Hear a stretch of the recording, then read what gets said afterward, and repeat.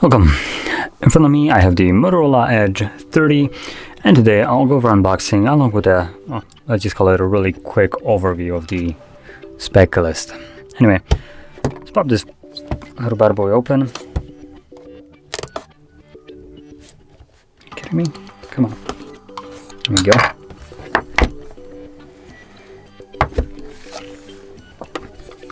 So, right up front we get the phone itself. In typical Motorola fashion, it already has a case on, as you can see, and the phone is actually relatively thin. Interesting. I mean, I guess you'd expect it from a Razer name, but still. Some paperwork, no one really cares. Cable, Type-C to Type-A, just the typical stuff, and a charger. 33 watts. I'm gonna also make sure if it's 33 or on the writing, but yep, it is. So it's written right here, literally the last thing. Okay, there we go. So that's all we get in the box. Should have probably powered on the device before I went to the rest of the box, but oh well.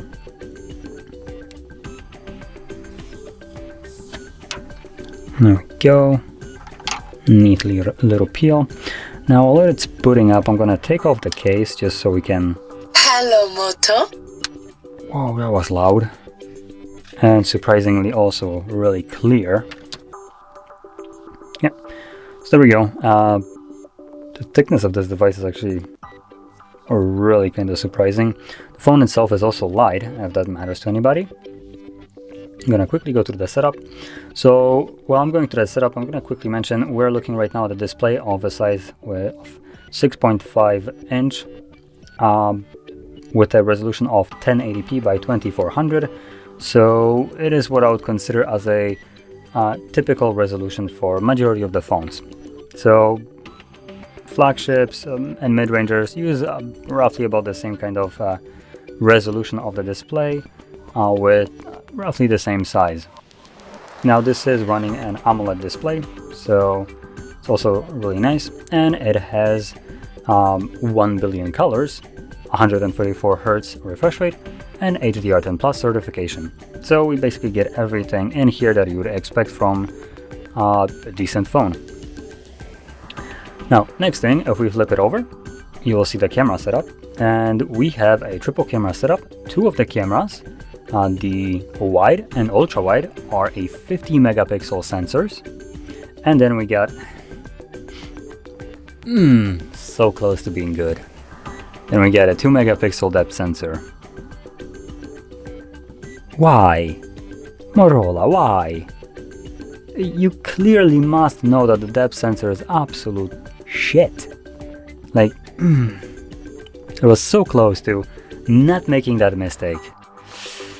Anyway, at the front, right here, and the cutout, we have a 32 megapixel wide sensor, and with the back sensor, we can shoot at 4K 30 frames or 1080p, 30, 60, and I believe slow motion of 120.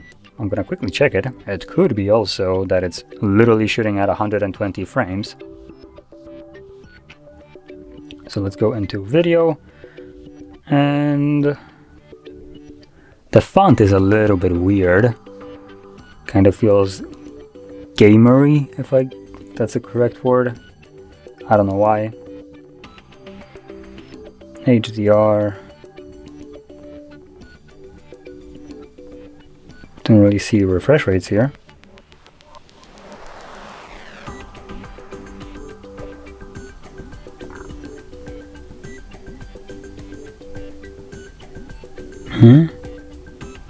I am genuinely confused where we have the frame rate here. Anyway, you know, I'm not gonna dwell on this too much. So yeah. Moving on, we're looking at a Snapdragon 778 G Plus. These names are getting interesting. Now this is a 5G chipset, so you're getting obviously the 5 gigahertz connectivity. Additionally, we have two variants in terms of RAM. So we can actually two. Let me quickly make sure if it's only two or more. Okay, so there is three variants of this phone. We're looking at 128 6 gigs of RAM base model, which, if I'm probably correct, this will be it. Nope, this is 128 and 8 gigs of RAM. So this is the second model, basically the middle part. And so 128 8 gigs of RAM, and then you can go for 256 gig storage with 8 gigs of RAM. Now let me also quickly find my little whatever I dropped at. Oh, there we go. And this little thing. So I can pop out the tray, but I can already see that it is only a SIM tray. Now this thing is hard to push out.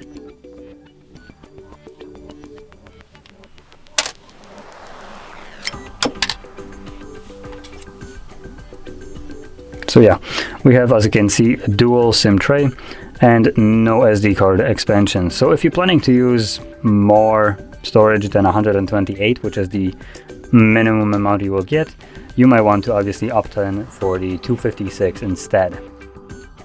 Now, moving on further, we are looking at a 4020 mAh battery, which is actually still impressive considering how thin this phone is. I'm gonna actually take out mine just to compare it to it. So this is what I would consider a bit more of a typical thickness of a device, and you can kind of like place it like this.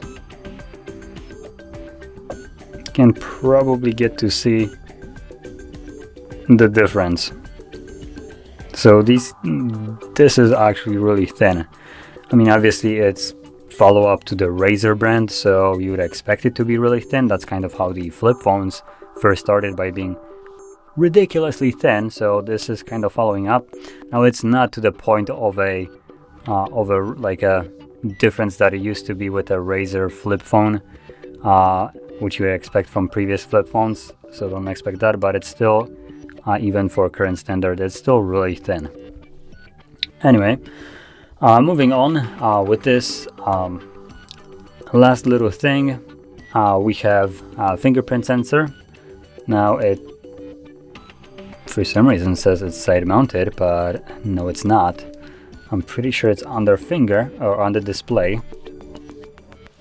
So let's quickly check out the settings and let's go into security. Fingerprint. Let's go for pattern, just as usual.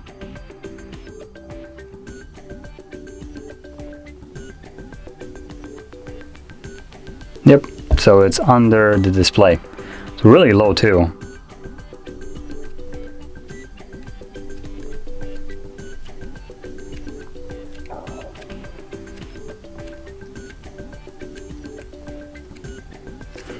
Now I do want to see also how quickly it works. Are you kidding me? Come on.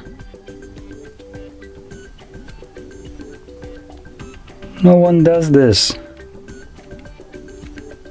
There we go. Now it does have some kind of wonky little ways of suggesting that you add a fingerprint, like when it's laying on the table and you have to do this, though as you've seen, I kind of skipped this.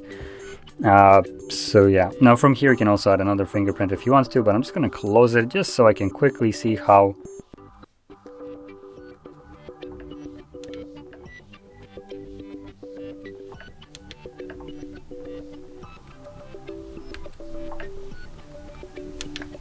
so it's working fairly quickly. Now just a simple, like, really quick touch won't unlock it, as you just seen. So you do have to hold it for a tiny bit longer for it to actually unlock, but it does unlock relatively quickly. I did see phones that unlock obviously quicker than this, but it's still fairly good. Now last things last, it's going to be the price. So we're looking at about 450 euros, for some reason, and dollars telling me that it's close to 600. I don't think there's that much of a difference between euro and dollars, so let's just call it somewhere in between. Still, the phone is, I would consider it to be a mid-range price, and honestly, for a mid-ranger, this seems like a fairly well-rounded device. Obviously, it's going to have a decent camera, assuming you skipped a 2 megapixel depth sensor. It has a really nice display with a reliable fingerprint sensor. Obviously, you're not going to be getting any kind of headphone jack in here. That is something that you're looking for. And yeah, overall, I would say for about like $400 to $500, this phone seems to be okay. I don't have any kind of like problems with it, major ones. Obviously, you're not gonna get like super premium features as you might see on some other phones like Samsung flagships, as an example. Just because this isn't really a flagship, so you don't get the wireless charging, and honestly, that's probably all I can think about right now. But yeah, no wireless charging. Additionally, the charger is, I guess at this point I can say only 33 watts. When phones like Xiaomi, as an example, and I think Oppo and a couple other ones are popping out just like regular phones with 80-watt chargers. So 33 seems on the lower side, but still, it's included with the device. It's a decent charger, so I can't really complain about this one. But anyway, concluding this video, the phone seems to be really decent, and that's all I really can say. So, that being said, if you found this video helpful, don't forget to hit like, subscribe, and thanks for watching.